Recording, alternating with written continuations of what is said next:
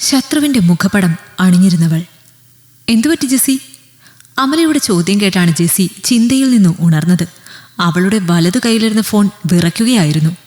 ഷൈനി മോൾക്ക് വയറുവേദനയാണെന്ന് പറഞ്ഞു. പീറ്റർ വിളിച്ചിരുന്നു. അവൾ മുറിയിൽ കിടന്ന് ഭയങ്കര കരച്ചിലാണെന്ന് പറഞ്ഞു. എന്നിട്ട് കൊച്ചിനെ ഡോക്ടറുടെ അടുത്ത് കൊണ്ടുപോയില്ലേ? ഇല്ല. അവളുടെ രണ്ടാനച്ഛനല്ലേ? അയാളിപ്പോൾ ഹാളിലെ ടീപ്പോയിൽ ഒരു കുപ്പിയും ഗ്ലാസും വെള്ളമായി ഇരുന്ന് കാണും.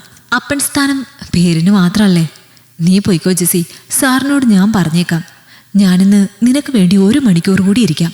അയ്യോ, നിന്റെ ഇരട്ട കുഞ്ഞുങ്ങൾ നിന്നെ കാണാതെ വിഷമിക്കില്ലേ?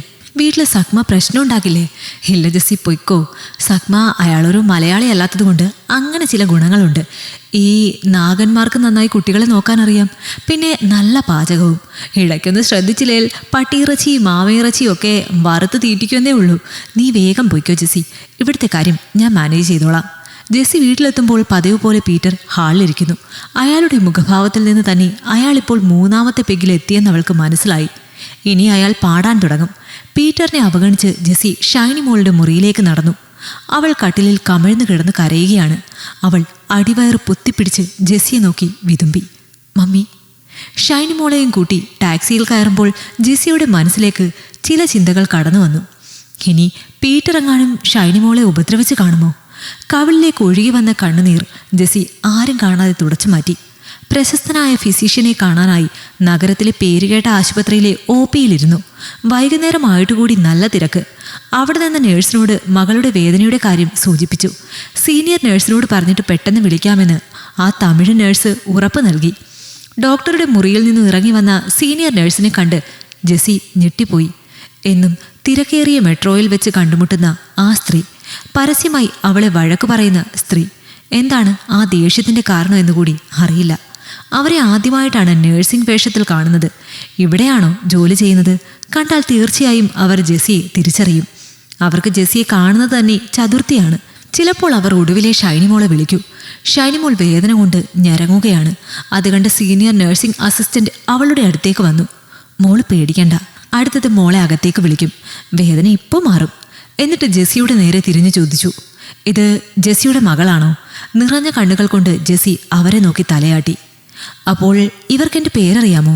ഇവർക്കെന്നെ മെട്രോയിൽ വെച്ച് കണ്ടിട്ടുള്ള പരിചയമല്ലാതെ മുൻപേ അറിയുമോ? അതെ, എൻ്റെ ഒരേ ഒരു മകളാണ്. ഷൈനി മോളെ ഡോക്ടർ പരിശോധിച്ചിട്ട് സ്കാനിങ് ചെയ്യാൻ നിർദ്ദേശിച്ചു. നഴ്സിംഗ് അസിസ്റ്റൻ്റായ 2 പെൺകുട്ടികൾ ഷൈനിയെ ഒരു വീൽ ചെയറിലിരുത്തി സ്കാനിങ് ചെയ്യാനായി കൊണ്ടുപോയി. കൂടെ പോകാനായി മുതിർന്ന ജെസ്സിയെ സീനിയർ നഴ്സിംഗ് അസിസ്റ്റന്റ് തടഞ്ഞു. പേടിക്കണ്ട ജെസ്സി, ഇവിടെ ഇരിക്കൂ, അവർ പോയിട്ട് വരും. എൻ്റെ പേരെങ്ങനെ അറിയാം? അറിയാം ജെസ്സി, പീറ്ററിൻ്റെ 2ാം ഭാര്യ. ആ കൊച്ചിന് എന്താ പറ്റിയത്? സ്കാൻ ചെയ്യുമ്പോൾ കണ്ടുപിടിക്കാം, എന്നാലും സൂക്ഷിക്കണം. പീറ്റർ അവളുടെ രണ്ടാനച്ഛനല്ലേ? പെൺകുട്ടികളുടെ അമ്മമാർ 2ാം വിവാഹം കഴിക്കുന്നത് ആത്മഹത്യാപരമാണ്. അവളെ വളർത്താൻ ജെസ്സിക്കൊരു ജോലി ഉണ്ടായിരുന്നില്ലേ? പീറ്റർ ജെസ്സിക്കൊരു പ്രാരാബ്ധമല്ലേ? ചേച്ചി, അങ്ങനെ വിളിച്ചോട്ടെ ഞാൻ. എൻ്റെ അലക്സച്ചായ മരിക്കുമ്പോൾ എനിക്ക് 23 വയസ്സായിരുന്നു. കൊച്ചിനെയും കൊണ്ട് ഈ വൻ നഗരത്തിൽ ഒരു വാടക വീടിനായി അലഞ്ഞു നടന്നു. സിംഗിൾ പേരൻറ്റിന് ചിലർ വീട് തരില്ല. ചെറുപ്പക്കാരിയായ വിധവയായതുകൊണ്ട് മലയാളികളടക്കം പുരുഷന്മാരുടെ ശല്യം വേറെയും. ഇടവകയിലെ കന്യാസ്ത്രീയുടെ ഉപദേശപ്രകാരമാണ്, മുഴുകുടിയനാണെന്നറിഞ്ഞിട്ടും ഞാൻ ഈ വിവാഹത്തിന് സമ്മതിച്ചത്. അയാളെ കൊണ്ട് എനിക്കും മോക്കും ഒരു ഗുണവുമില്ല ദോഷവുമില്ല. പണ്ടും അയാൾ അങ്ങനെയായിരുന്നു. ഗതികെട്ടാണ് എൻ്റെ സോഫിയ ആത്മഹത്യ ചെയ്തത്. പാവം, എന്തു ചെയ്യും? വർഷങ്ങൾ കഴിഞ്ഞിട്ടും അവൾക്കൊരു കുഞ്ഞിക്കാല് കാണാനുള്ള ഭാഗ്യവും ഉണ്ടായില്ല. അവൻ അവൾക്ക് സ്നേഹമോ സമാധാനമോ കൊടുത്തിട്ടില്ല. അവളുടെ മനസ്സിൽ തീയായിരുന്നു. ആരോടെങ്കിലും ഒന്ന് തുറന്നു പറഞ്ഞിരുന്നുവെങ്കിൽ ഒരുപക്ഷെ സോഫി ഇപ്പോഴും ജീവിച്ചിരുന്നേനെ. ചേച്ചിക്ക് എല്ലാ കഥകളും അറിയാമല്ലേ? അറിയാം. അലക്സിനെയും അറിയാം, ജെസ്സിയെയും അറിയാം. ഞാൻ സൂസന്ന. സോഫി എൻ്റെ കുഞ്ഞനുജത്തിയായിരുന്നു. ഈ നഗരത്തിലേക്ക് ഞാനാണ് അവളെ കൂട്ടിക്കൊണ്ടു വന്നത്, പീറ്ററിന് കെട്ടിച്ചു കൊടുത്തത്. ഇതുവരെ പീറ്ററിനോട് തോന്നിയ ദേഷ്യമൊക്കെ എനിക്ക് ജെസ്സിയോടും തോന്നിയിരുന്നു. ഇപ്പോൾ എനിക്ക് ജെസ്സിയോട് നല്ല സ്നേഹം തോന്നുന്നു. അവർ ജെസ്സിയുടെ കൈ പിടിച്ച് മെല്ലെ തടവി. എന്നോട് ക്ഷമിക്കൂ ജെസ്സി. അപ്പോഴേക്ക് സ്കാനിങ് കഴിഞ്ഞ് ഷൈനി മടങ്ങി വന്നിരുന്നു. റിപ്പോർട്ട് പരിശോധിച്ചു. ഡോക്ടർ സൂസന്നയ്ക്ക് എന്തൊക്കെയോ നിർദ്ദേശങ്ങൾ നൽകി. പേടിക്കേണ്ട ജെസ്സി, അവൾക്ക് വൃക്കയിൽ ചെറിയ കല്ലുകളുണ്ട്. ഒരു ട്രിപ്പിടാം. മുടങ്ങാതെ മരുന്ന് കഴിക്കണം. ധാരാളം വെള്ളവും കുടിക്കണം. വേദന മാറിക്കൊള്ളും. അവൾക്ക് പൊതു ശൗചാലയങ്ങൾ ഉപയോഗിക്കാനുള്ള ബുദ്ധിമുട്ട് കൊണ്ട് പകൽ വെള്ളം കൂടി കുറവാണ്. അതൊക്കെ തന്നെയാണ് ഈ പ്രശ്നങ്ങൾക്ക് കാരണം. എന്തായാലും എൻ്റെ ഡ്യൂട്ടി ടൈം കഴിഞ്ഞു. ട്രിപ്പ് കഴിയുന്നത് വരെ ഞാൻ കാത്തിരിക്കാം. നമുക്കൊന്നിച്ചു പോകാം. ഇന്ന് രാവിലെ വരെ കണ്ട മുഖമല്ല സൂസന്നയ്ക്കിപ്പോൾ. ജെസ്സിക്ക് അവരെ പേടിയായിരുന്നു. പലപ്പോഴും അഭിമുഖമായിട്ടുള്ള സീറ്റുകളിലിരുന്ന് യാത്ര ചെയ്യുമ്പോൾ സൂസന്നയിൽ കാണുന്ന വെറുപ്പിൻ്റെ ഭാവങ്ങൾ, ശത്രുതയുടെ കാരണം മനസ്സിലായപ്പോൾ ഒരിക്കലും അവരെ കുറ്റപ്പെടുത്താനാവില്ല എന്നവൾക്ക് തോന്നി.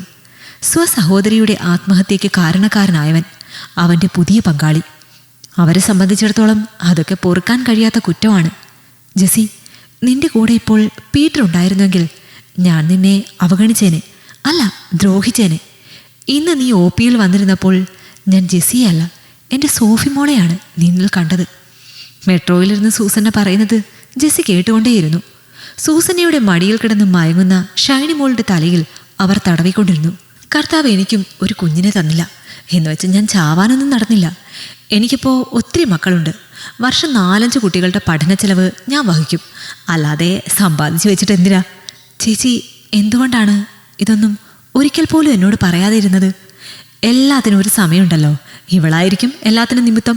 പീറ്ററിനെ സഹിക്കാൻ വയ്യാതെ വരുമ്പോൾ നിനക്കും മോൾക്കും കയറി വരാൻ ഒരു വീടുണ്ട്, നിന്നെ കാത്തിരിക്കാൻ ഒരു കൂടപ്പിറപ്പുണ്ട് എന്ന് കരുതണം. സൂസന്നയുടെ മുഖത്ത് വാത്സല്യം നിറഞ്ഞു. പല മനുഷ്യരെയും അടുത്തറിയുമ്പോഴാണ് അവരുടെ യാഥാർത്ഥ്യം തിരിച്ചറിയുന്നത്.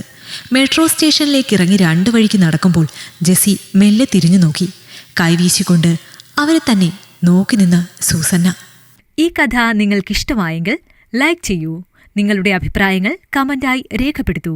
കൂടുതൽ കഥകൾ കേൾക്കാൻ ഈ ചാനൽ സബ്സ്ക്രൈബ് ചെയ്യൂ.